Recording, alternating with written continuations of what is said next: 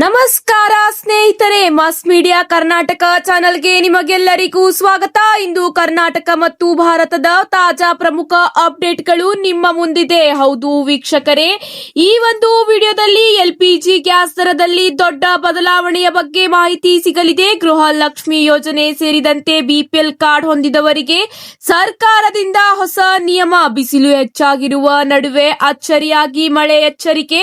ಚಿನ್ನ ಮತ್ತು ಬೆಳ್ಳಿ ದರದಲ್ಲಿ ಇವತ್ತಿನ ಏರಿಳಿತ. ಈಗ ಖರೀದಿ ಮಾಡುವುದು ಸರಿಯಾ? ಇದರ ಜೊತೆಗೆ ಪೆಟ್ರೋಲ್ ಮತ್ತು ಡೀಸೆಲ್ ಬೆಲೆಯಲ್ಲಿ ಹೊಸ ಅಪ್ಡೇಟ್ ಕೂಡ ನಿಮಗೆ ಸಿಗಲಿದೆ. ತಪ್ಪದೆ ಈ ಒಂದು ಮಾಹಿತಿನ ಪೂರ್ತಿಯಾಗಿ ನೋಡಿ. ಈ ಒಂದು ವಿಡಿಯೋ ನಿಮಗೆ ಇಷ್ಟವಾದಲ್ಲಿ ಲೈಕ್ ಮತ್ತು ಶೇರ್ ಮಾಡುವುದನ್ನು ಕೂಡ ಮರೆಯಬೇಡಿ.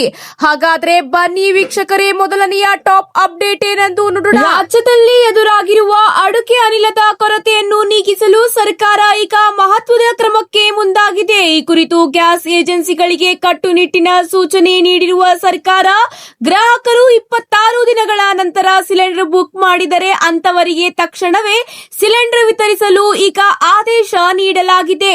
ಗ್ಯಾಸ್ ಏಜೆನ್ಸಿಗಳ ಮುಂದೆ ಸಾರ್ವಜನಿಕರು ಉದ್ಯನ ಸಾಲಿನಲ್ಲಿ ನಿಲ್ಲುವುದನ್ನು ತಪ್ಪಿಸಲು ಈ ನಿರ್ಧಾರ ಈಗ ತೆಗೆದುಕೊಳ್ಳಲಾಗಿದೆ. ರಾಜ್ಯದಲ್ಲಿ ಆಟೋ ಗ್ಯಾಸ್ ಸಮಸ್ಯೆ ತೀವ್ರವಾಗಿದ್ದು, ಇದಕ್ಕೆ ಕೇಂದ್ರ ಸರ್ಕಾರವೇ ಕಾರಣ ಎಂದು ರಾಜ್ಯ ಸರ್ಕಾರ ಆರೋಪಿಸಿದೆ. ಈ ಬಗ್ಗೆ ಕೇಂದ್ರಕ್ಕೆ ಪತ್ರ ಬರೆದಿದ್ದರೂ ಯಾವುದೇ ಸ್ಪಂದನೆ ಸಿಕ್ಕಿಲ್ಲ ಎಂದು ಇವರು ಅಸಮಾಧಾನ ವ್ಯಕ್ತಪಡಿಸಿದ್ದಾರೆ. ಇದರ ಜೊತೆಗೆ ಅನಿಲದ ಕೊರತೆಯಿಂದಾಗಿ ಈಗಾಗಲೇ ಗ್ಯಾಸ್ ಏಜೆನ್ಸಿಯೊಂದರಲ್ಲಿ ಕೆವೈಸಿ ಮಾಡಿಸಲು ಬಂದ ಗ್ರಾಹಕರು ಮತ್ತು ಸಿಬ್ಬಂದಿ ನಡುವೆ ಸಂಘರ್ಷ ಕೂಡ ಹಲವಾರು ಕಡೆ ನಡೆದಿದೆ. ಬೆಂಗಳೂರಿನಲ್ಲಿ ಇದೀಗ ಆಟೋ ಗ್ಯಾಸ್ಗಾಗಿ ವಾಹನ ಸವಾರರು ಗಂಟುಗಟ್ಟಲೆ ಸಾಲಿನಲ್ಲಿ ನಿಂತಿರುವ ದೃಶ್ಯಗಳು ಈಗ ಕಂಡು ಬರುತ್ತಿದೆ. ಇದೇ ಅಷ್ಟೇ ಅಲ್ಲದೆ ಮಧ್ಯದೇಶ ಯುದ್ಧದ ಪರಿಣಾಮ ಇದೀಗ ಬೆಂಗಳೂರು ಹೋಟೆಲ್ ಉದ್ಯಮಕ್ಕೂ ಕೂಡ ಭಾರಿ ಕಡಿತ ನೀಡಿದ್ದು, ಎಲ್ಪಿಜಿ ಕೊರತೆಯಿಂದ 3 ವಾರಗಳಲ್ಲಿ ಸುಮಾರು 150 ಕೋಟಿ ನಷ್ಟ ಉಂಟಾಗಿದೆ ಎಂದು ತಿಳಿದು ಬಂದಿದೆ. ಇದೀಗ ಕೇಂದ್ರ ಸರ್ಕಾರವು ತಮ್ಮ ಎಲ್ಪಿಜಿ ಅವಶ್ಯಕತೆಯಲ್ಲಿ 70ರಷ್ಟುವರೆಗೆ ಪುನಃ ಸ್ಥಾಪಿಸುವುದಾಗಿ ಘೋಷಿಸಿದೆ. ಇದರಲ್ಲಿ ಹೋಟೆಲ್ ಉದ್ಯಮಕ್ಕೆ ಬೂಸ್ಟ್ ನೀಡಿದಂತಾಗಿದೆ. ನಗರದಲ್ಲಿ ಹಲವಾರು ರೆಸ್ಟೋರೆಂಟ್ಗಳು ತಾತ್ಕಾಲಿಕವಾಗಿ ಮುಚ್ಚಲ್ಪಟ್ಟ ಹಿನ್ನೆಲೆಯಲ್ಲಿ ಈ ಕ್ರಮವನ್ನು ಕೇಂದ್ರ ಸರ್ಕಾರ ಈಗ ತೆಗೆದುಕೊಳ್ಳಲಿದೆ ಎಂಬ ಮಾಹಿತಿ ತಿಳಿದು ಬಂದಿದೆ. ಇವತ್ತಿನ ಮತ್ತೊಂದು ಟಾಪ್ ಸುದ್ದಿ ನೋಡಬಹುದಾದರೆ, ಪಶ್ಚಿಮ ಬಂಗಾಳ ವಿಧಾನಸಭಾ ಚುನಾವಣಾ ಕಣ ಈಗ ಕಂಗೇರಿದೆ. ಮಮತಾ ಬ್ಯಾನರ್ಜಿ ಅವರ ಭದ್ರಕೋಟೆಯನ್ನು ಭೇದಿಸಲು ಬಿಜೆಪಿ ತನ್ನೆಲ್ಲ ಶಕ್ತಿ ಬಳಸುತ್ತಿದ್ದು, ಭರಪೂರ ಭರವಸೆಗಳ ಸಂಕಲ್ಪ ಪತ್ರವನ್ನು ಮತದಾರರ ಮುಂದಿಟ್ಟಿದೆ. ಹೌದು, ಪಶ್ಚಿಮ ಬಂಗಾಳದ ವಿಧಾನಸಭಾ ಚುನಾವಣೆಯ ಮೊದಲ ಹಂತದ ಮತದಾನಕ್ಕೆ ಇನ್ನು ಕೆಲವೇ ದಿನಗಳು ಬಾಕಿ ಇರುವಾಗ ಕೇಂದ್ರ ಗೃಹ ಸಚಿವ ಅಮಿತ್ ಶಾ ಅವರು ಬಿಜೆಪಿ ಚುನಾವಣಾ ಪ್ರಣಾಳಿಕೆಯನ್ನು ಬಿಡುಗಡೆ ಮಾಡಿದ್ದಾರೆ. ಸಂಕಲ್ಪ ಪತ್ರ ಎಂದು ಕರೆಯಲಾದ ಈ ಪ್ರಣಾಳಿಕೆಯು ರಾಜ್ಯದ ರಾಜಕೀಯ ಸಂಕೀರ್ಣಗಳನ್ನು ಬದಲಿಸುವ ಆಕರ್ಷಕ ಯೋಜನೆಗಳನ್ನು ಒಳಗೊಂಡಿದೆ. ಪ್ರತಿ ಮನೆಯ ಮಹಿಳಾ ಮುಖ್ಯಸ್ಥರಿಗೆ ತಿಂಗಳಿಗೆ 3,000 ರೂಪಾಯಿ ಆರ್ಥಿಕ ನೆರವು ನೀಡಲಾಗುವುದು. ಇದೇ ಅಷ್ಟೇ ಅಲ್ಲದೆ ನಿರುದ್ಯೋಗ ಯುವಕರಿಗೆ ಮಾಸಿಕ 3,000 ರೂಪಾಯಿಗಳ ಭತ್ಯೆ ಮತ್ತು ಇದರ ಜೊತೆಗೆ ಸ್ಪಂದನಾತ್ಮಕ ಪರೀಕ್ಷೆಗಳಿಗೆ ಸಿದ್ಧತೆ ನಡೆಸುತ್ತಿರುವ ಯುವಕರಿಗೆ 15,000 ರೂಪಾಯಿ ಒದಗಿಸಲಾಗುವುದು. ಸರ್ಕಾರಿ ನೌಕರರಿಗೆ 45 ದಿನಗಳ ಒಳಗೆ 7ನೇ ವೇತನ ಆಯೋಗ ಜಾರಿ ಮತ್ತು ಬಾಕಿ ಇರುವ ತುಟ್ಟಿ ಭತ್ಯೆಯನ್ನು ಪಾವತಿಸುವ ಭರವಸೆ ಕೂಡ ನೀಡಲಾಗಿದೆ. ಇದರ ಜೊತೆಗೆ ಮುಂದಿನ ಒಂದು ಅಪ್ಡೇಟ್ ಏನೆಂದರೆ, ಅಮೆರಿಕ ಮತ್ತು ಇರಾನ್ ನಡುವಿನ ಶಾಂತಿ ಮಾತುಕತೆಗಳು ಇಸ್ಲಾಮಾಬಾದ್ನಲ್ಲಿ ನಡೆಯಲಿರುವುದರಿಂದ ಪಾಕಿಸ್ತಾನದ ರಾಜಧಾನಿ ಈಗ ವಿಶ್ವದ ಅತ್ಯಂತ ಹೆಚ್ಚಿನ ಭದ್ರತಾ ವಲಯವಾಗಿ ಮಾರ್ಪಟ್ಟಿದೆ. ಪಾಕಿಸ್ತಾನ ವಾಯುಪಡೆ ಕಟ್ಟೆಚ್ಚರದಲ್ಲಿದ್ದು, ಅಮೆರಿಕ ಇರಾನ್ ಮಾತುಕತೆಗೆ ಮುನ್ನ 10,000 ಸೈನಿಕರನ್ನು ನಿಯೋಜಿಸಲಾಗಿದೆ. ಸಾಮಾನ್ಯ ಸಭೆಗಳಿಗಿಂತ ಬಹಳ ವಿಭಿನ್ನವಾಗಿ ಇಲ್ಲಿ ಭದ್ರತಾ ವ್ಯವಸ್ಥೆಗಳನ್ನು ಅತ್ಯಂತ ಗೌಪ್ಯವಾಗಿ ಮತ್ತು ಕಟ್ಟುನಿಟ್ಟಾಗಿ ಜಾರಿಗೊಳಿಸಲಾಗಿದೆ. ಪಾಕಿಸ್ತಾನ ತನ್ನ ಸಂಪೂರ್ಣ ರಾಷ್ಟ್ರೀಯ ಭದ್ರತಾ ಯಂತ್ರೋಪಕರಣಗಳನ್ನು ಸಕ್ರಿಯಗೊಳಿಸಿದೆ. ನೆಲದಿಂದ ಗಾಳಿಯವರೆಗೆ ಪ್ರತಿಯೊಂದು ಹಂತದಲ್ಲೂ ಭದ್ರತಾ ಸುತ್ತುವರೆದಿದೆ.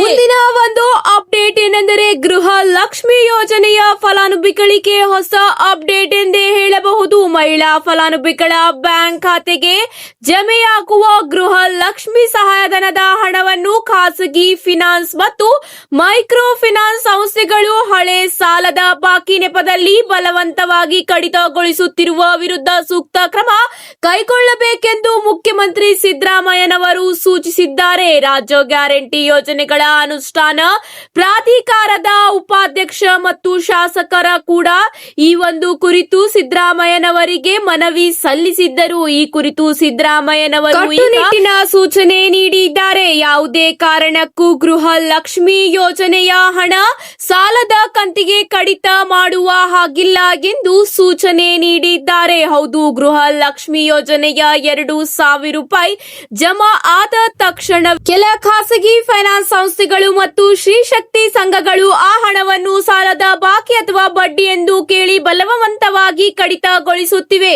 ಕೆಲ ಕಡೆ ಬ್ಯಾಂಕ್ ಅಧಿಕಾರಿಗಳ ಮೇಲೆ ಒತ್ತಡ ಹೇರಿ ಅಥವಾ ಫಲಾನುಭವಿಗಳಿಗೆ ಬೆದರಿಕೆ ಹಾಕಿ ಹಣ ವಸೂಲಿ ಮಾಡಲಾಗುತ್ತಿದ್ದು, ಇದಕ್ಕೆ ಕಡಿವಾಣ ಹಾಕಬೇಕೆಂದು ಈಗ ಈ ಒಂದು ಹೊಸ ಸೂಚನೆಯನ್ನು ಸಿಎಂ ಸಿದ್ದರಾಮಯ್ಯನವರು ತಿಳಿಸಿದ್ದಾರೆ. ಇದರ ಜೊತೆಗೆ ಯಾವ ಮಹಿಳಾ ಫಲಾನುಭವಿಗಳಿಗೆ ಗೃಹ ಲಕ್ಷ್ಮಿ ಯೋಜನೆಯ ಹಣ ಜಮಾವಣೆಯಾಗಿದೆ ಕಮೆಂಟ್ ಮೂಲಕ ಎಸ್ ಅಂತ ತಿಳಿಸಿ. ಇನ್ನು ಕೂಡ ಯಾವ ಮಹಿಳಾ ಫಲಾನುಭವಿಗಳಿಗೆ ಗೃಹ ಲಕ್ಷ್ಮಿ ಹಣ ವರ್ಗಾವಣೆಯಾಗಿಲ್ಲವೋ ಅಂತಹವರಿಗೆ ಶೀಘ್ರದಲ್ಲೇ ವರ್ಗಾವಣೆಯಾಗಲಿದೆ ಎಂಬ ಮಾಹಿತಿ ತಿಳಿದು ಬಂದಿದೆ. ಇದರ ಜೊತೆಗೆ ಮತ್ತೊಂದು ಟಾಪ್ ಬ್ರೇಕಿಂಗ್ ಸುದ್ದಿ ಏನೆಂದರೆ, ರಾಜ್ಯ ರಾಜಧಾನಿ ಬೆಂಗಳೂರಿನ ಕೆಲವು ಕಡೆ ಮಾತ್ರ ನಿನ್ನೆ ಗುಡುಗು ಸಹಿತ ಮಳೆಯಾಗಿತ್ತು. ಇನ್ನು ಕೆಲವು ಕಡೆ ಬಿಸಿಲು, ಝಳ, ತಾಪಮಾನ ಹೆಚ್ಚದಿಂದಾಗಿ ಜನರು ಹೈರಾಣಾಗಿರುವ ಸ್ಥಿತಿ ಬಂದಿದೆ. ಇಂದು ಬೆಂಗಳೂರು ಸೇರಿದಂತೆ ಹಲವು ಜಿಲ್ಲೆಗಳಿಗೆ ಉಷ್ಣ ವಾತಾವರಣವಿರಲಿದೆ. ಹೌದು, ಕೆಲ ಜಿಲ್ಲೆಗಳಿಗೆ ಮಳೆಯಾಗುವ ಸಹ ಸಾಧ್ಯತೆ ಇದೆ ಎಂದು ಹವಾಮಾನ ಇಲಾಖೆ ತಿಳಿಸಿದೆ. ಕರಾವಳಿ ಜಿಲ್ಲೆಗಳಿಗೆ ತಾಪಮಾನ ಹೆಚ್ಚಳವಾಗಿದ್ದು ಉಷ್ಣ ಅಲೆ ಆರಂಭವಾಗಿದೆ. ಉಡುಪಿ, ಉತ್ತರ ಕನ್ನಡ ಜಿಲ್ಲೆಗಳಿಗೆ ಹೀಟ್ ವೇವ್ ಅಲರ್ಟ್ ನೀಡಲಾಗಿದೆ. ಇನ್ನುಳಿದ ಉತ್ತರ ಮತ್ತು ದಕ್ಷಿಣ ಒಳನಾಡಿನ ಒಣ ಹವೆ ಇರಲಿದೆ ಎಂದು ಇಲಾಖೆ ತಿಳಿಸಿದೆ. ಕರಾವಳಿಯಲ್ಲಿಂದು 35 ಡಿಗ್ರಿಗಿಂತ ಹೆಚ್ಚಿನ ತಾಪಮಾನವಿರಲಿದ್ದು ಉತ್ತರ ಕನ್ನಡ ಮತ್ತು ಉಡುಪಿ ಜಿಲ್ಲೆಗಳಿಗೆ ಯೆಲ್ಲೋ ಅಲರ್ಟ್ ನೀಡಲಾಗಿದೆ. ಉಳಿದಂತೆ ದಕ್ಷಿಣ ಕನ್ನಡ ಜಿಲ್ಲೆಯಲ್ಲಿ ಒಣ ಹವೆ ಇರಲಿದೆ. ಉತ್ತರ ಒಳನಾಡು ಭಾಗದ ಜಿಲ್ಲೆಗಳಾದ ಬೆಳಗಾವಿ, ಬೀದರ, ವಿಜಯಪುರ, ಬಾಗಲಕೋಟೆ, ಹಾವೇರಿ, ಗದಗ, ಧಾರವಾಡ ಸೇರಿದಂತೆ ಇನ್ನಿತರೆ ಜಿಲ್ಲೆಗಳಿಗೆ ಶುಷ್ಕ ವಾತಾವರಣ ಇರಲಿದೆ ಎಂಬ ಮಾಹಿತಿಯನ್ನು ಹವಾಮಾನ ಇಲಾಖೆ ಈಗ ತಿಳಿಸಿದೆ. ಇದರ ಜೊತೆಗೆ ಮುಂದಿನ ಒಂದು ಟಾಪ್ ಅಪ್ಡೇಟ್ ಏನೆಂದರೆ, ಬಿಪಿಎಲ್ ಪಡಿತರ ಚೀಟಿದಾರರಿಗೆ ಹೊಸ ಅಪ್ಡೇಟ್ ಎಂದೇ ಹೇಳಬಹುದು. ರಾಜ್ಯದಲ್ಲಿ ಬಿಪಿಎಲ್ ಕಾರ್ಡ್ಗಳ ಪರಿಷ್ಕರಣೆ ಪ್ರಕ್ರಿಯೆಗೆ ಚರ್ಚೆಗೆ ಗ್ರಾಸವಾಗಿರುವ ಬೆನ್ನಲ್ಲೇ ಆಹಾರ ಮತ್ತು ನಾಗರಿಕ ಸರಬರಾಜು ಸಚಿವ ಕೆಎಚ್ ಮುನಿಯಪ್ಪ ಅವರು ಅರ್ಹ ಫಲಾನುಭವಿಗಳಿಗೆ ಮಹತ್ವದ ಭರವಸೆಯೊಂದನ್ನು ನೀಡಿದ್ದಾರೆ. ಒಂದು ವೇಳೆ ಅನರ್ಹ ಬಿಪಿಎಲ್ ಕಾರ್ಡ್ಗಳನ್ನು ತಾಂತ್ರಿಕ ಕಾರಣಗಳಿಂದ ರದ್ದಾಗಿದ್ದರೆ ಅಂತವರನ್ನು ಅರ್ಜಿ ಸಲ್ಲಿಸಿದ 15 ದಿನಗಳಲ್ಲೇ ಹೊಸ ಕಾರ್ಡ್ ವಿತರಿಸಲಾಗುವುದು ಎಂದು ತಿಳಿಸಿದ್ದಾರೆ. ಹೌದು, ಬೆಂಗಳೂರಿನಲ್ಲಿ ಮಾಧ್ಯಮದೊಂದಿಗೆ ಮಾತನಾಡಿರುವ ಸಚಿವರು ಬಿಪಿಎಲ್ ಕಾರ್ಡ್ಗಳ ಗೊಂದಲದ ಕುರಿತು ಸ್ಪಷ್ಟನೆ ನೀಡಿದ್ದಾರೆ. ಯಾವುದೇ ಕಾರಣಕ್ಕೂ ಅರ್ಹ ಬಿಪಿಎಲ್ ಕಾರ್ಡ್ದಾರರನ್ನು ಪಟ್ಟಿಯಿಂದ ಕೈಬಿಡುವುದಿಲ್ಲ. ಒಂದು ವೇಳೆ ಅನಗತ್ಯವಾಗಿ ಕಾರ್ಡ್ ರದ್ದಾಗಿದ್ದರೆ ತಕ್ಷಣವೇ ಸಂಬಂಧಪಟ್ಟ ತಹಶೀಲ್ದಾರ್ಗೆ ಅರ್ಜಿ ಸಲ್ಲಿಸಬೇಕು. ಪರಿಶೀಲನೆ ನಡೆಸಿ 15 ದಿನಗಳ ಒಳಗಾಗಿ ಅವರಿಗೆ ಮತ್ತೆ ಬಿಪಿಎಲ್ ಕಾರ್ಡ್ ನೀಡುವುದಾಗಿ ಸ್ಪಷ್ಟತೆಯನ್ನು ನೀಡಿದ್ದಾರೆ. ಅರ್ಹತೆ ಇಲ್ಲದಿದ್ದರೂ ಬಿಪಿಎಲ್ ಕಾರ್ಡ್ ಪಟ್ಟಿಯಲ್ಲಿರುವ ಸುಮಾರು 14 ಲಕ್ಷ ಕಾರ್ಡ್ಗಳನ್ನು ಗುರುತಿಸಲಾಗಿದೆ. ಇಂಥವರನ್ನು ಹಂತ ಹಂತವಾಗಿ ಎಪಿಎಲ್ ಪಟ್ಟಿಗೆ ವರ್ಗಾಯಿಸಲಾಗುವುದು. ಈ ಪ್ರಕ್ರಿಯೆಯಿಂದ ಯಾರಿಗೂ ಕೂಡ ತೊಂದರೆಯಾಗದಂತೆ ಎಚ್ಚರಿಕೆ ಈಗಾಗಲೇ ಕೂಡ ವಹಿಸಲಾಗಿದೆ ಎಂದು ಸಚಿವರು ಸ್ಪಷ್ಟಪಡಿಸಿದ್ದಾರೆ. ಈಗ ಚಿನ್ನ ಮತ್ತು ಬೆಳ್ಳಿ ದರದ ಬಗ್ಗೆ ಪ್ರಮುಖ ಅಪ್ಡೇಟ್ ನೋಡೋಣ. ಇತ್ತೀಚಿನ ಮಾರುಕಟ್ಟೆ ಪ್ರಕಾರ ಚಿನ್ನದ ದರದಲ್ಲಿ ಸ್ವಲ್ಪ ಏರಿಳಿತ ಕಂಡು ಬಂದಿದೆ. ಹೌದು ವೀಕ್ಷಕರೇ, 24 ಕ್ಯಾರೆಟ್ ಚಿನ್ನದ ದರ ಸುಮಾರು 1,58,000 ದಿಂದ 1,60,000 ರೂಪಾಯಿ ಇದೆ. 22 ಕ್ಯಾರೆಟ್ ಚಿನ್ನದ ದರ ಸುಮಾರು 1,45,000 ದಿಂದ 1,48,000 ರೂಪಾಯಿ ಆಗಿದೆ. ಬೆಳ್ಳಿಯ ದರ ನೋಡಿದರೆ 1 ಕೆಜಿಗೆ ಸುಮಾರು 2,85,000 ದಿಂದ 2,95,000 ರೂಪಾಯಿವರೆಗೆ ಆಗಿದೆ. ಇತ್ತೀಚೆಗೆ ಯಾಕೆ ದರ ಬದಲಾಗುತ್ತಿದೆ ಅಂದರೆ ಜಾಗತಿಕ ಮಾರುಕಟ್ಟೆ, ಡಾಲರ್ ಮೌಲ್ಯ ಮತ್ತು ಆರ್ಥಿಕ ಪರಿಸ್ಥಿತಿಯ ಪರಿಣಾಮ. ಇನ್ನೊಂದು ಮುಖ್ಯ ವಿಷಯ ಏನೆಂದರೆ ಮದುವೆ ಸೀಸನ್ ಇರುವುದರಿಂದ ಚಿನ್ನದ ಬೇಡಿಕೆ ಹೆಚ್ಚಾಗಿದೆ. ಇದರಿಂದ ದರದಲ್ಲಿ ಏರಿಕೆ ಸಾಧ್ಯತೆ ಇದೆ. ಹೀಗಾಗಿ ನೀವು ಚಿನ್ನ ಖರೀದಿ ಮಾಡಬೇಕು ಅಂದ್ರೆ ಇವತ್ತಿನ ದರ ಪರಿಶೀಲಿಸಿ. ಸ್ವಲ್ಪ ದಿನ ಕಾಯ್ದು ನೋಡೋದು ಉತ್ತಮವಾಗಿದೆ. ಆದರೆ ಹೂಡಿಕೆ ದೃಷ್ಟಿಯಿಂದ ನೋಡಿದರೆ ಚಿನ್ನ ಇನ್ನೂ ಸುರಕ್ಷಿತ ಆಯ್ಕೆವಾಗಿದೆ. ಹಾಗೂ ಖರೀದಿಗೆ ಮೊದಲು ನಿಮ್ಮ ಹತ್ತಿರದ ಜ್ಯುವೆಲರಿ ಅಂಗಡಿಯಲ್ಲಿ ನಿಖರ ದರವನ್ನು ಪರಿಶೀಲಿಸಿಕೊಳ್ಳಿ.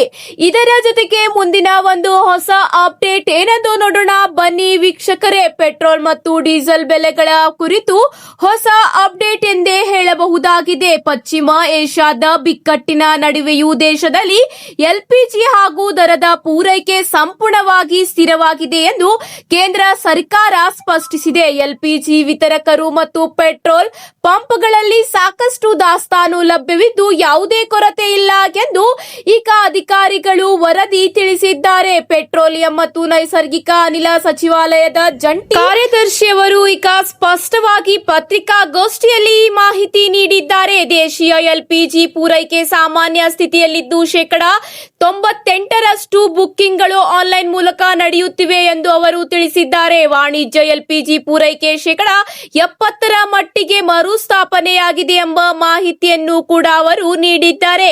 ಇವತ್ತಿಗೆ ಇಷ್ಟೇ ವೀಕ್ಷಕರೇ, ಮತ್ತೆ ಸಿಗೋಣ ಹೊಸ ಅಪ್ಡೇಟ್ ಜೊತೆಗೆ. ಈ ಒಂದು ಮಾಹಿತಿ ನಿಮಗೆ ಇಷ್ಟವಾದಲ್ಲಿ ಲೈಕ್ ಮತ್ತು ಶೇರ್ ಮಾಡಿಕೊಳ್ಳಿ ಹಾಗೂ ತಪ್ಪದೇ ನಮ್ಮ ಚಾನೆಲ್ ನ ಸಬ್ಸ್ಕ್ರೈಬ್ ಮಾಡಿಕೊಳ್ಳಿ. ಮತ್ತೆ ಸಿಗೋಣ ಹೊಸ ಟಾಪ್ ಬ್ರೇಕಿಂಗ್ ಸುದ್ದಿಗಳ ಜೊತೆಗೆ. ಧನ್ಯವಾದಗಳು.